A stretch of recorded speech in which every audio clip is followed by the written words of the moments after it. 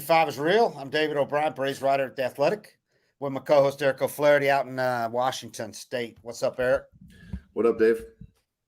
Well, it's here, man. Or very close. A couple more days. Opening day. That's a long spring, man. When you go from 3.5 weeks last year in the pandemic shortened, or the lockout shortened spring training to back to a normal spring training, which was actually a few days longer because of the WBC. Right. Man, it's felt so long. Every spring feels like it takes forever. Yeah. There's so much. It's just so redundant. It's the same thing every day, same food. Yep. Yeah. Games don't matter. There's no events, and then all of a sudden it's over. And sometimes you're like kind of asleep at the wheel when the season starts. You got to snap into it. But most of the time you're chomping at the bit and can't wait for it.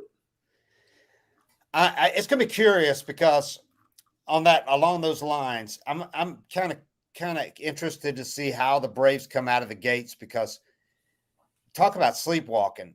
I think it's one thing if you'd have been opening against the Mets or the Phillies, especially on the road or at home, but they're opening on the road against the Washington Nationals. Yeah. And I mean, you couldn't possibly look for a much better matchup for the Braves as far as wanting to get off to a good start. Then you go to St. Louis from there, it's totally different. But the Nationals, though, a 3-game series against the Nationals, that's a bad team, man. And that's a bad matchup for the Nationals in game 1. Max Fried against Patrick Corbin, who scuffled. It's like the opening series, though. I think this would be the best time to play a bad team. Yeah, because you're going to be jacked up. You're just jacked up, and your numbers are counting. If you give up a 4 spot in spring training, it's like, who cares? Yeah. But you give up a 4 spot, or Max has a bad start, it's like it might take him 2 to 3 weeks to work that off. Same with hitters. If they have a bad series, 0 for 12 or something like that. It's just the way that it starts being official and how drastic your numbers swing that early on. If you're a vet, you're smart enough to know it doesn't matter if it says 125 up there for your batting average for a week, but nobody wants to walk up to the plate and see that. Yeah, yeah. And there's going to be that inherent excitement of just this opening day. They're going to have the national anthem, they have flyover and all that crap. So opening day never gets old. It's the coolest thing in baseball. But the matchup, it's almost one of those where if you were betting, this is almost so one-sided, you feel uncomfortable betting because, it's like it's too ridiculously one-sided. Braves have won 5 straight NL East titles. They're coming off a 101 season. The Nationals traded Juan Soto last summer, and they lost 107 games last year. And they're almost certainly going to finish last in the NL East this year. Yeah. Behind, probably quite a ways behind the 4th place Marlins, who should be pretty decent because of their pitching and a couple of positions, a couple of hitters too. Yeah. It's just a good thing that they have that opening day energy, because these are the series that when they do happen in July or something like that, you can kind of sleepwalk into and get hurt. But yeah, that opening series, man, it's just like it's opening day, all the introductions. Unless you go to the playoffs, you don't get a chance as a player to jog out on the field and have your name called the rest of the year. So it's like your one chance to stand out there on the field, have the national anthem, have it be official, and there's just something so cool about a brand new season and a fresh start that, whatever happened last year, this could be your year. And if you had a great year last year, you want to repeat it and prove that you can do it again. So usually that opening series, I wouldn't worry about, not being prepared, but you're right. I mean, you could be like plus 400 to bet on the Nationals. And the Braves consider it's almost like they have built-in motivation each year. Something has happened where the Braves have not been the favorite, according to a lot of people. Most of these years they've won it. Most of the 5, I'd say 4 of them, they were not picked. They were not a consensus pick, and some years not picked by anybody to win the division. I feel like every year it's like that. It really has been like that. And this year, you would think after winning 101 games, but you look at the money the Mets spent, which was historic amounts of money, largest payroll in the history of the sport, largest payroll in any sport, I think. And when you look at the Phillies, who beat these guys last year in the postseason and went to the World Series. So once again, you got plenty of people that are picking against the Braves. It's pretty close, as far as pretty even about who's being picked to win the division. The Braves some people pick them again. Finally, some people like reluctantly pick the Braves because every year they don't, they win the division. Yeah. But they're still not an overwhelming favorite by any means to win the division, if they're a favorite at all. Well, this is the more toughest people in the division's know been. do. More people in the know do, though. Yeah, I think so. More your hardcore baseball people. I mean, you look in some of these places, really what you think of as the authorities on when it comes to picking it. And most people have the Braves as one of the top 2, 3, 4 teams in baseball. Pretty much everybody's got the Astros, and rightfully so, as the number 1 team. But the Braves are not far behind them in the view of most people. No, and they've earned that. Yeah. But you're talking about opening day, Max Fried making his 3rd consecutive OD start for the Braves. And he had a great spring, by the way. As good as I've seen him in the spring. He really was sharp. Nationals going with Patrick Corbin. His last 2 seasons, Patrick Corbin is 15-35 with a 6.05 ERA. And he's the opening day starter. 6.05 ERA the last 2 seasons. I know what that feels like. That's the worst, man. I mean, it's like you're almost like big contract too. He's not gonna not take the money.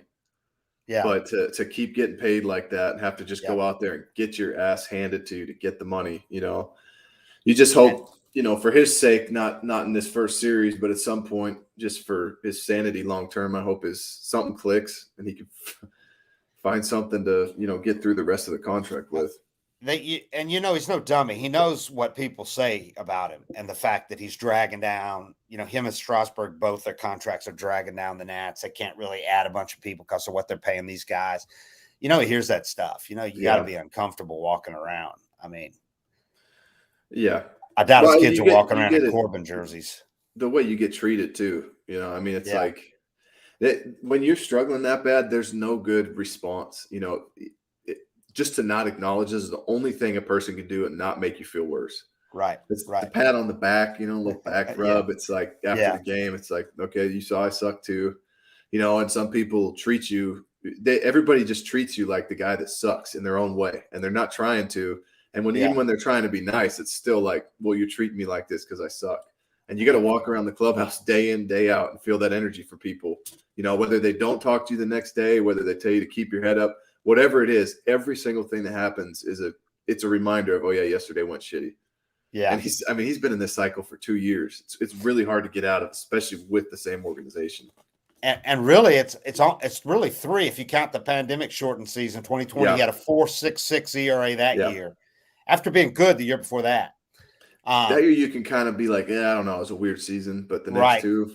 And he led the majors in hits allowed that year in 2020, 85 and 65 innings. So that was kind of a harbinger of what was to come because it was straight downhill from there. But here, not only have those 2 years been really bad, those 3 years, but look what he's done against the Braves. He's been particularly awful against the Braves.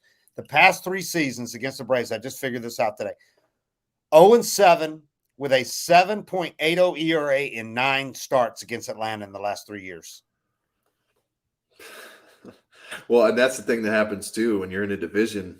You keep seeing these teams that have been beating your ass. It's like for me that the Giants or there were certain teams where no matter what happened, when I went to that stadium or faced that team, those are the games you catch bad breaks even when you're hot. And then when you're bad, they put up a 5 spot on you. But when it's your division and the teams that are in your division beating your ass, it's like, it's crazy how momentum works in baseball. I guess his only saving grace is he knows a few of the people that really hurt him, like Freddie Freeman and Dansby Swanson, are gone. Mm-hmm. But Braves got some hitters that'll light up some lefties. Yeah. So we'll see. And it's not just obviously it's not just him. They just got a really bad lineup, man. If you look up and down, and they're doing without Steven Strasburg once again, making all that cash. He's got the nerve issue with thoracic outlet syndrome surgery that he had. He's still out with that. Then a couple of the good relievers are out. Sean Doolittle's rehabbing from that internal brace surgery on his elbow. Carter Kaiboom had TJ surgery. So, if they had everybody healthy, those pitchers, those 2 starters and those 2 relievers, might be a whole different story. But this projected opening day lineup for the Nats. Listen to this thing compared to the Braves. They got Lane Thomas, Dominic Smith, Joey Meneses, Corey Dickerson hitting cleanup, Heimer Candelaria, third base, Louis Garcia at second, Kybert Ruiz catching, CJ Abrams at short. He's good. I saw him last year, kid from Atlanta area.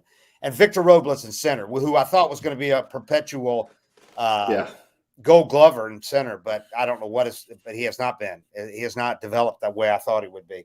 But that's their lineup. Make some plays. Yeah.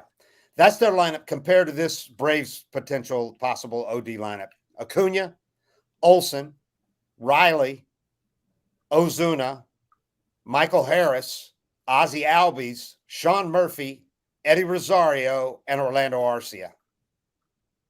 I mean, that's two different levels, man. Especially if Ozuna keeps doing what he's been doing in the spring. That good spring. Yeah, he's had good, real promising.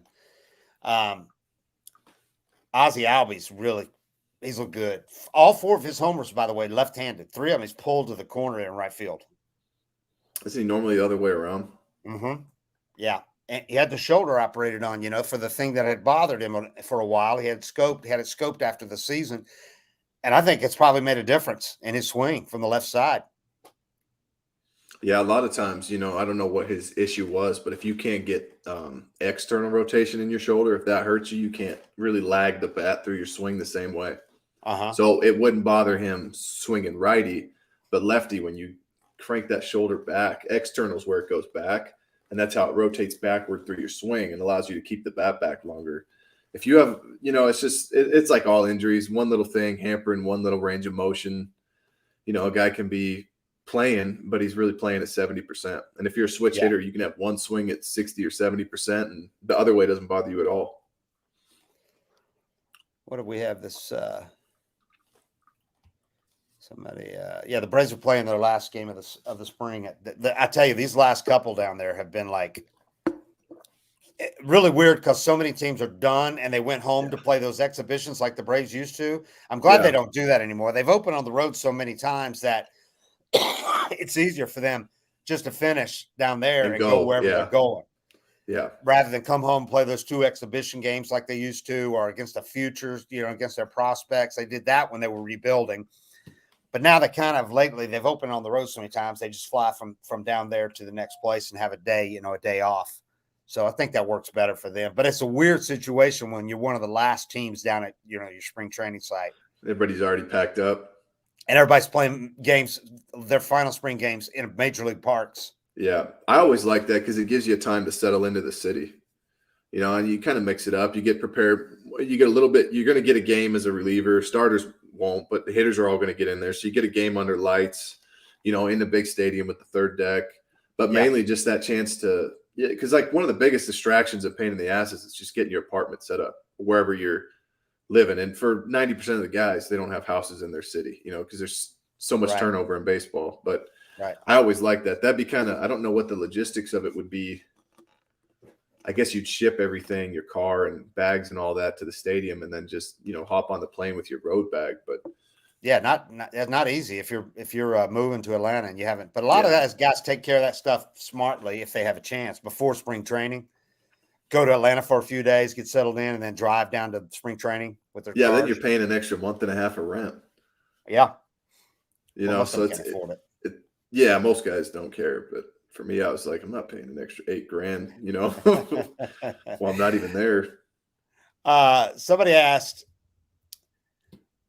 how much different is spring training pitching than regular season? I mean, that's a real general question, and I think it depends, obviously. But how much stock do we put into spring training stats, just hoping Olsen and others keep hitting like they have in spring? Obviously, you want to hit better. You want to hit well in spring. Yeah, you don't want to suck. But I think they're more representative of established players. In other words, there's always these spring wonders, these guys that I remember covering them all. Some guy led the majors one year in home runs, and I can't even remember his name because he never did anything in the major leagues. But he had like 8 or 9 homers one spring. He was this sensation, and there's always those guys that hit 400 or whatever. And a lot of those, if you go back and look, came late in games against minor league pitching or early in the spring when the starters, when most of the fringe guys were pitching. So a lot of those came in those, or against guys that are working on stuff, against starters who, early in spring that aren't really throwing you their best stuff. They don't know who you are. They're just working on things. So you have to take that with a grain of salt. But I mean, certainly you look at Matt Olson's numbers, and I think they're a direct result of the swing changes he made in the offseason. I'm going to get into that in the story I'm doing tomorrow, but he really worked on that in the offseason. Tangible difference in his swing.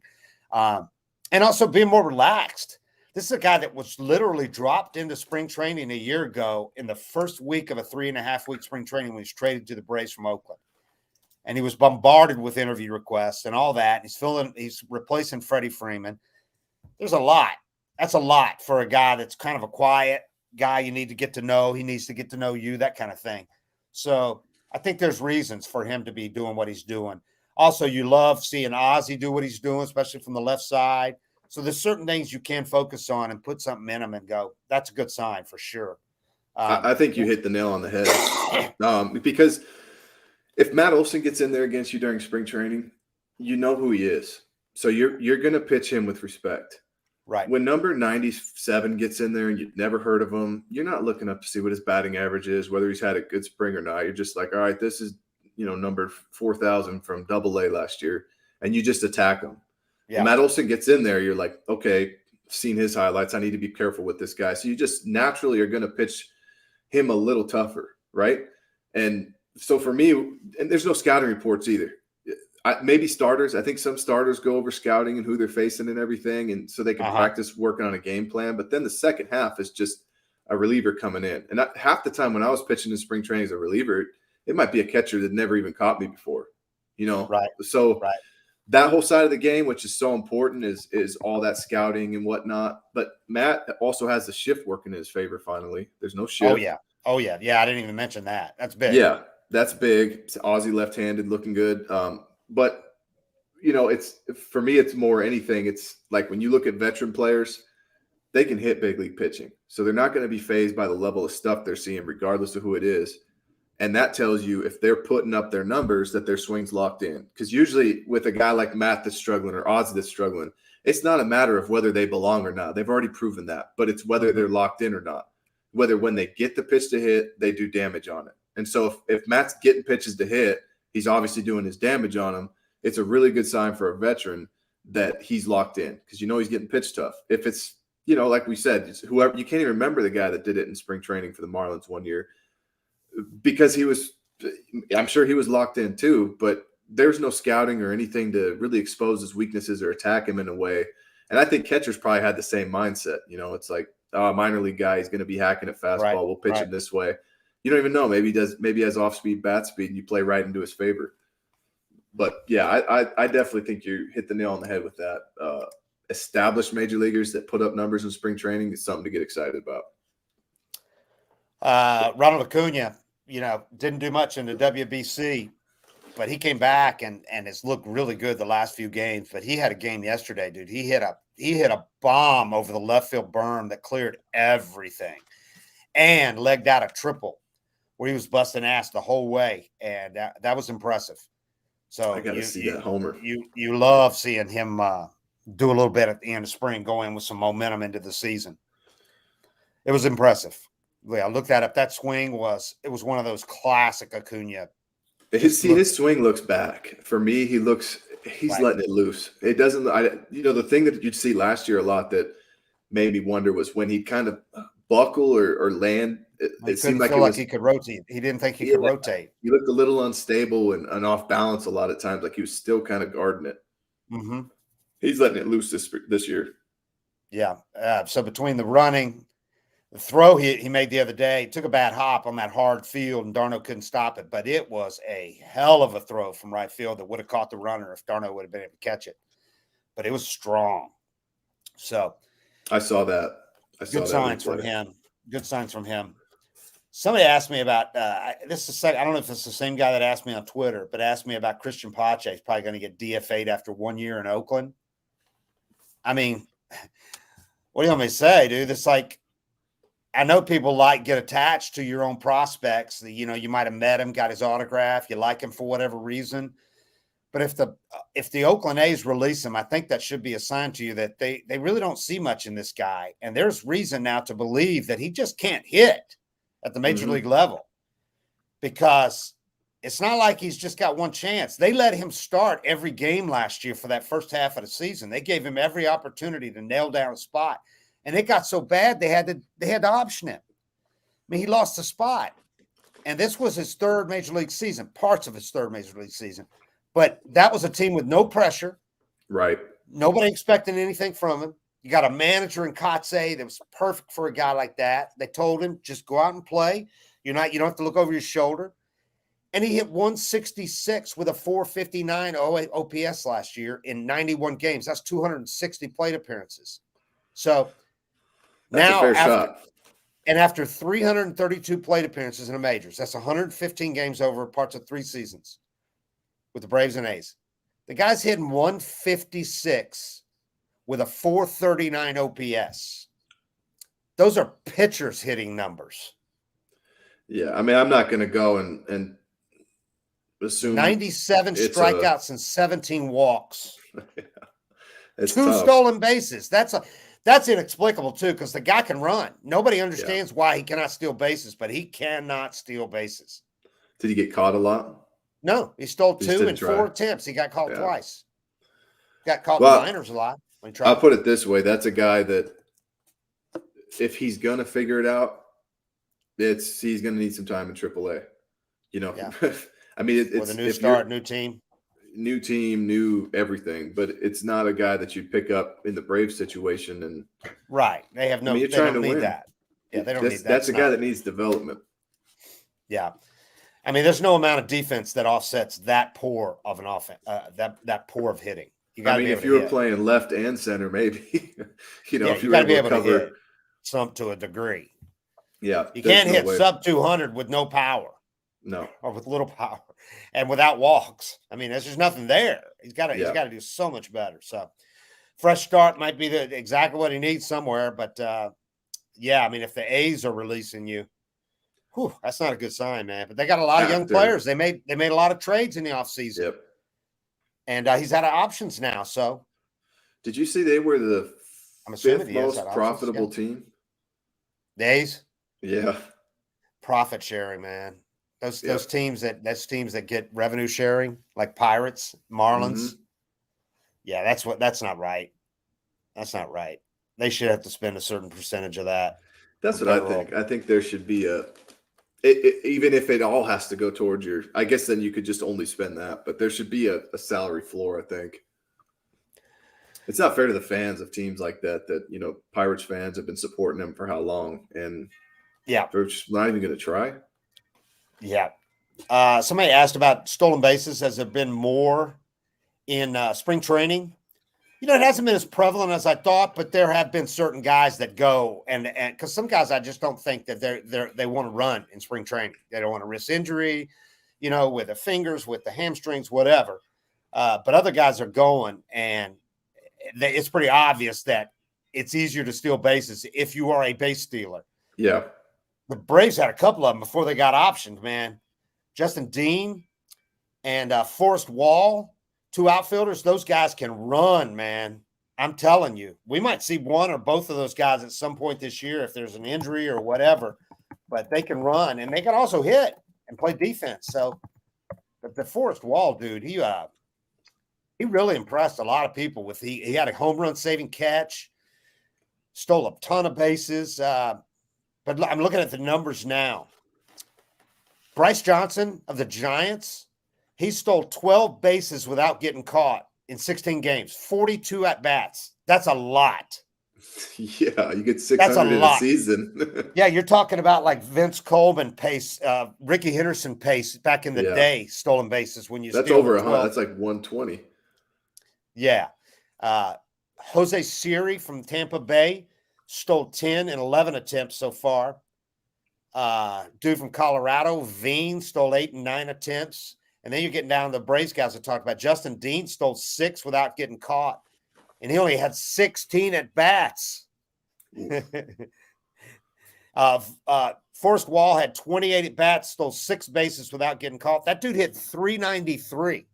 if the Braves weren't, established, they didn't have all these guys established in their lineup, they would have seriously looked at this guy because he can play defense. He had 393, was on base 469 OBP. His OBP. He only struck out 7 times, 4 walks. He made a good impression. Snit liked everything about him. Forced Wall. So, but anyway, to answer your question, with that spring. Yeah, but to answer your question, there's a lot of guys stealing. The thing that jumps out, if you look at all the guys that have stolen like 5 or more bases, there's about 23 of them that have stolen at least 5 bases. I'm looking down that list. Only one of those guys has been caught more than once. The rest of them have been caught 0 or 1 time. Wow. That's a lot. I didn't think the stupid, the little bit bigger bases would make really that much of a difference. But the pitcher pickoff moves too. That's a game changer. They're going. You get one, the pitcher makes that one, and he doesn't even want to do the second one, Because you do the second one, and then you really are screwed. So they're real hesitant to do a second pickoff throw. Well, yeah, if they get 2, you can get a huge lead and try to bait them into throwing over there without the idea of even trying to steal. Just see if you can get them to pick and get your way back. And and I think that's where a guy like Murphy can really be huge this year. The back pick, and being able to throw guys out. I think he's really going to be a big factor in games. Pick back, holding guys, so the pitcher doesn't have to worry so much about it. I mean, he can get it down there in a hurry and accurately. So that's going to be interesting. I'm really interested to see how that goes. One other thing that's really kind of changed in the game is because velocities become so important. A lot of guys have big deliveries. A lot of those, especially those hard throwers. Yeah. I know they get it there quick, but they have big leg kicks. They drive to the plate, kind of big, long deliveries to generate that power. For me, the easiest way to hold runners was always just being quick to the plate. Yeah, I had a terrible pickoff move, but I could see that leading to, especially with now, those pickoff rules and stuff, and a guy's got a long delivery, and it's a right-hander who can't even, you can go first move on him. That could get pretty that could be beneficial for the runners. Somebody's watching the game said Acuna has 2 singles and a walk today. I don't have it on my phone right now. I came back yesterday, so I'd have a day here in town before going up to DC.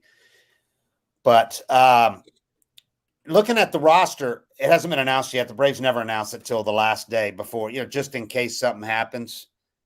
Some guy turns his ankle walking, stepping off a curb. Some guy becomes available they didn't think was going to become available. All of a sudden, they DFA somebody. But barring any unexpected changes, we do know what the roster is going to be. And for those who haven't really been keeping close track of it, here it is. You're going to have 5 outfielders. We got Acuna, Harris, obviously. Rosario, who's had a good spring. He had 2 homers in the WBC, came back and hit 2 homers in consecutive days for the Braves. That was another really good sign. Yeah. The vision thing just obviously affected him in a huge way last year. So if he's hitting like that, I don't think you're going to see a platoon in left field. I think you'll see some guys hitting against some particularly tough lefties, but I think you'll see Rosario out there, 3/4 of the time or more at least.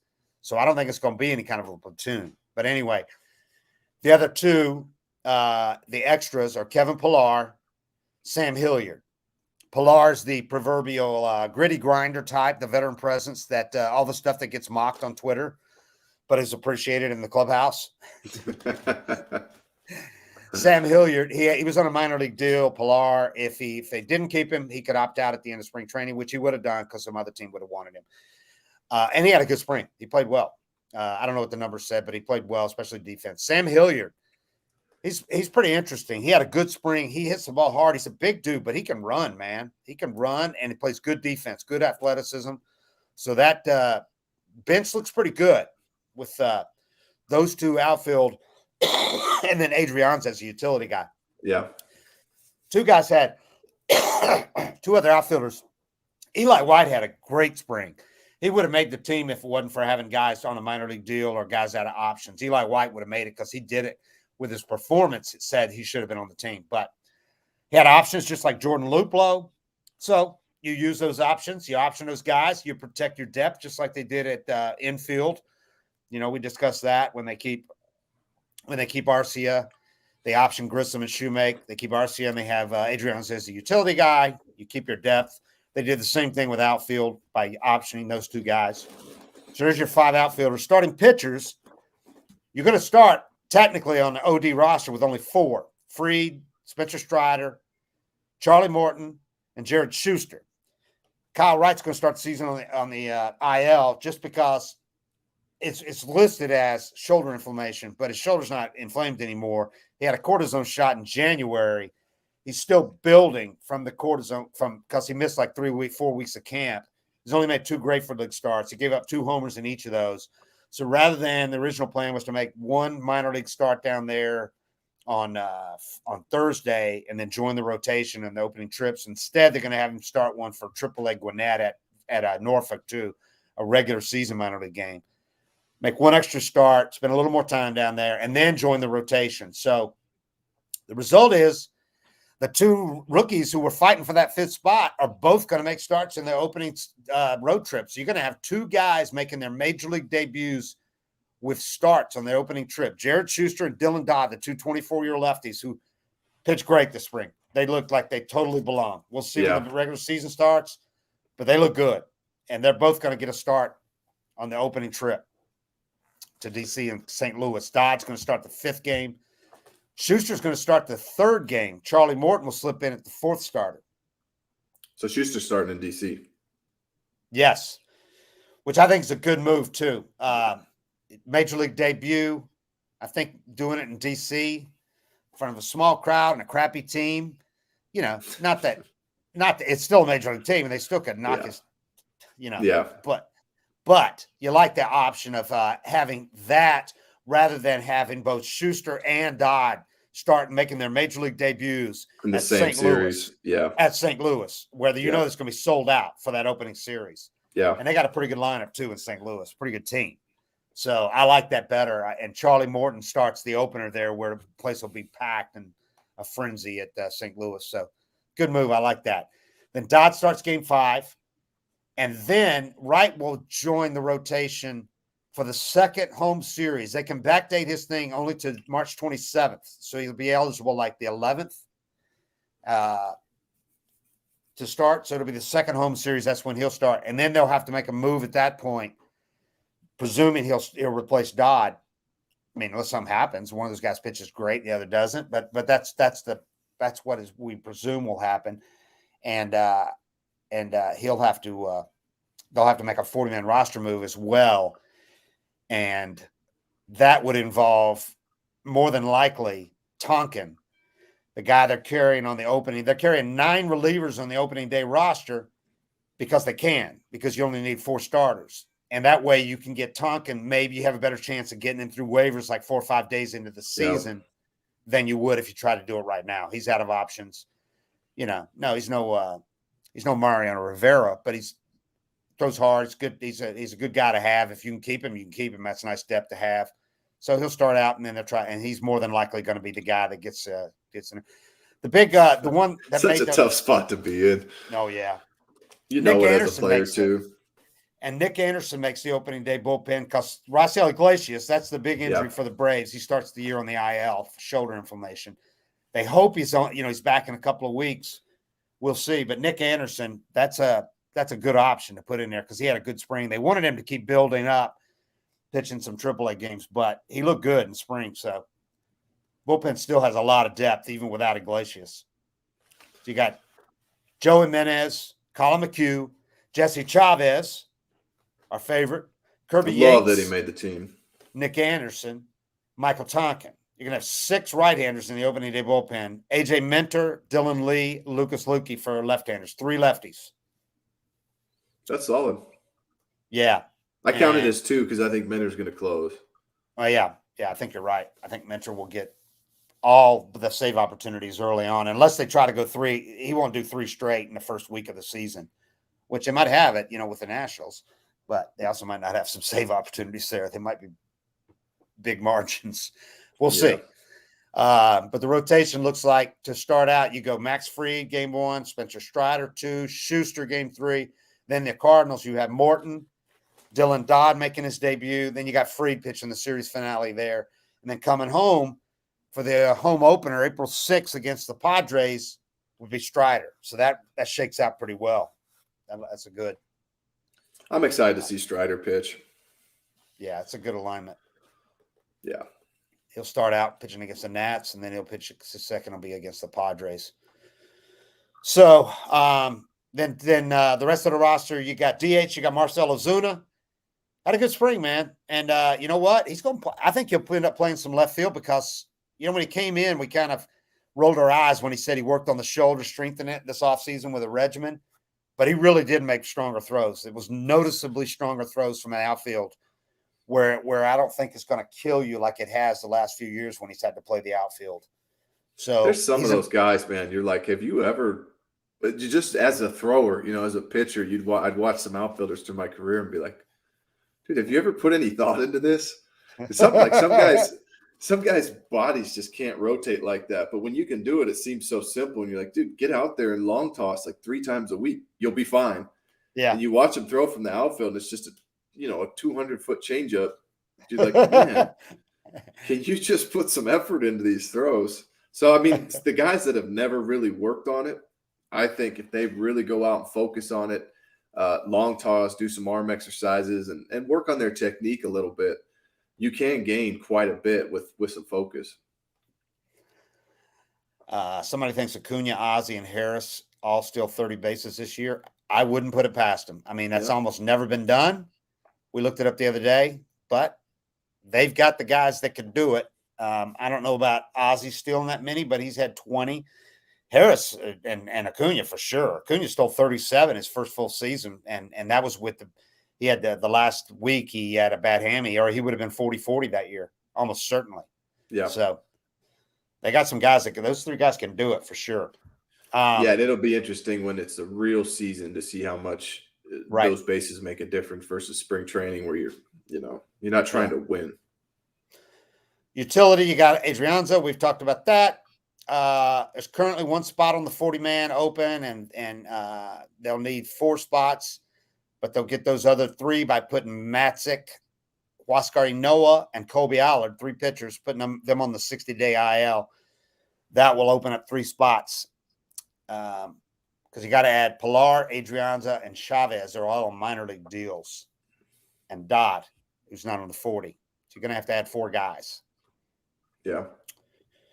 So we did some things at the Athletic. I had the biggest surprise at camp. I had the rise of Shuster and Dylan Dodd because they came in spring and they weren't even mentioned as 5th starter candidates. Not even mentioned. It was Ian Anderson and Soroka were the 2 front runners, followed by Bryce Elder. Soroka hurt a hamstring the eve of spring training.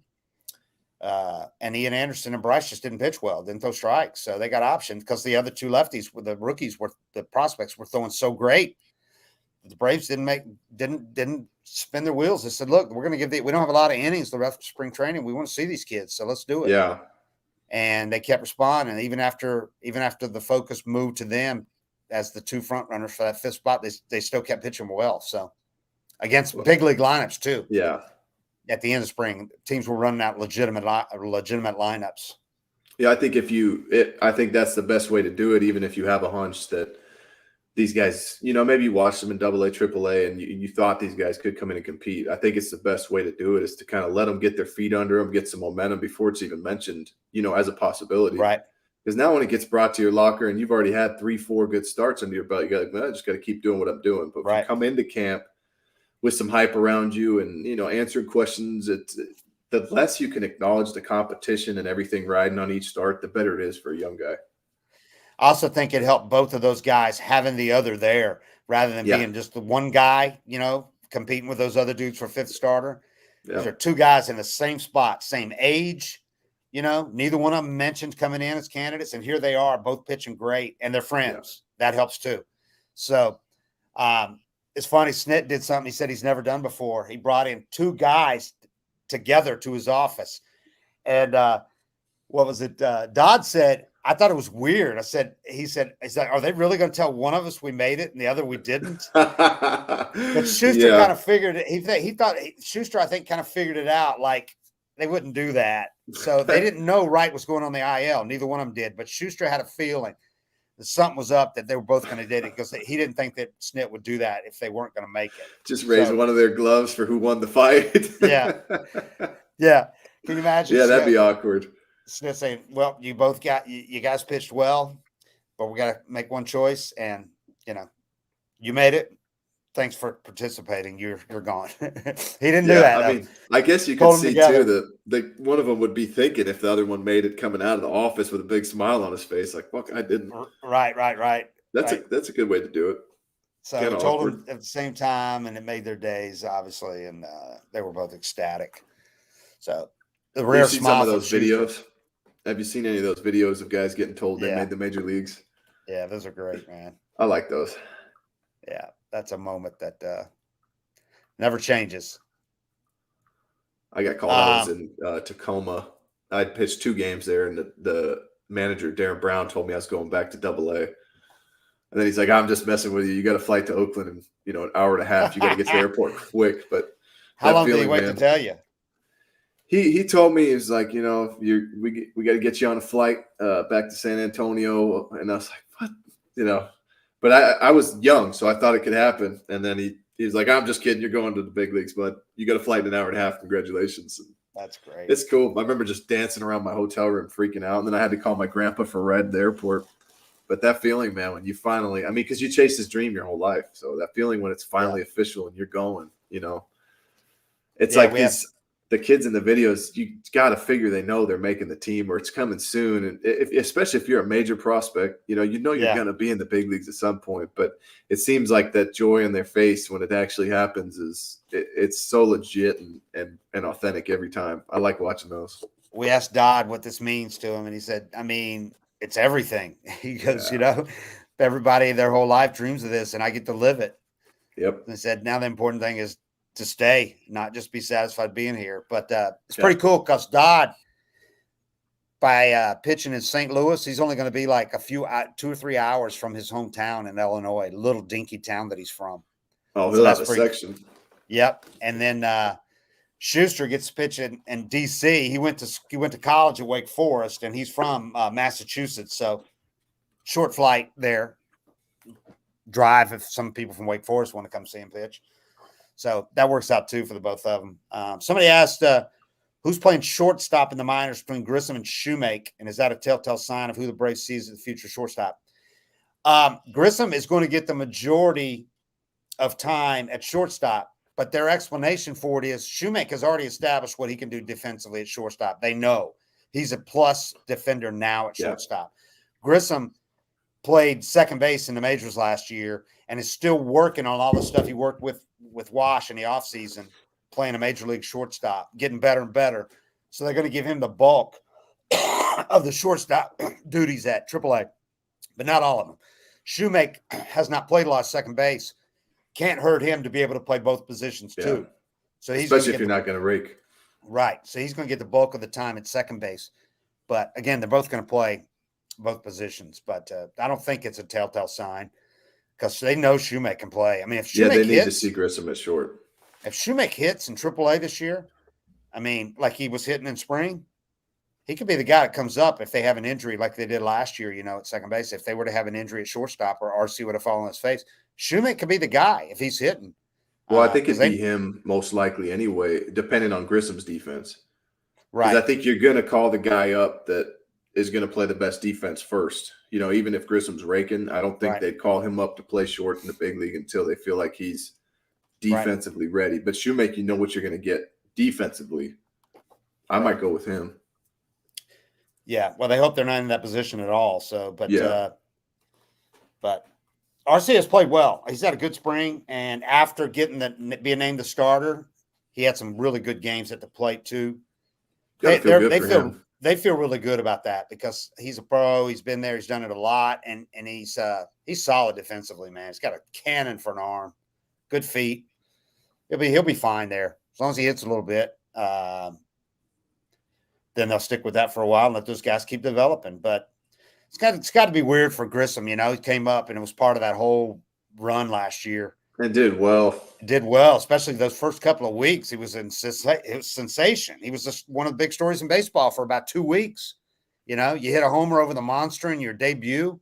Yeah. So, but Arcia got the starts all but 3 of the 4 games he started in the postseason series because Grissom had struggled so much down the stretch. So that'll be interesting. Interesting situation there. It's it's tough because especially if you've gone to the big leagues and had success and now you got to go back to AAA and work on your defense. Yeah. That you're always worried about your bat.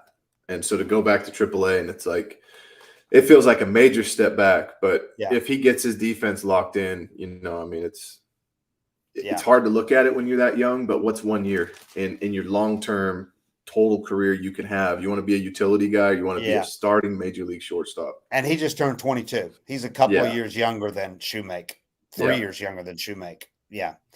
But it's got to be a letdown, anticlimactic, whatever. I mean, you spend the last 2 months with the team last year. You work with Wash one-on-one all winter. Everybody's focused on you again. Probably came into camp with zero, without even the possibility of starting the season in AAA. I'm sure he thought that. You know? Yep. Yeah, because nobody was really thinking. It was all him or Arcia, competing for short. And we all thought it was going to be, pretty much we all thought it was Grissom's job to lose, and we wrote as much. So, anyway. I'd look at who's going to win the division.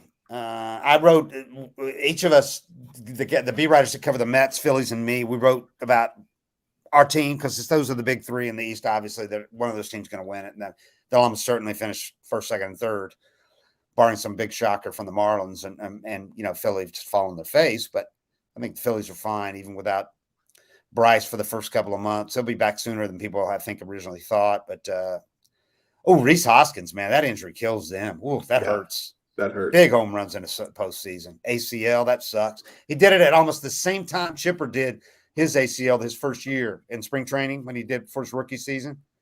He did his late in spring training too, like the last week. But that definitely hurts. I said the Braves when they win the division, as long as I said they keep their main starters and run producers reasonably healthy. Max Fried and Spencer Strider make at least 30 starts apiece. Kyle Wright builds on his 21-win season last year. And Ronald Acuna, who was just okay last year, good player last year, not a superstar. But if he plays like his normal self, back to what he was before the knee injury in 2021, that's huge for the Braves.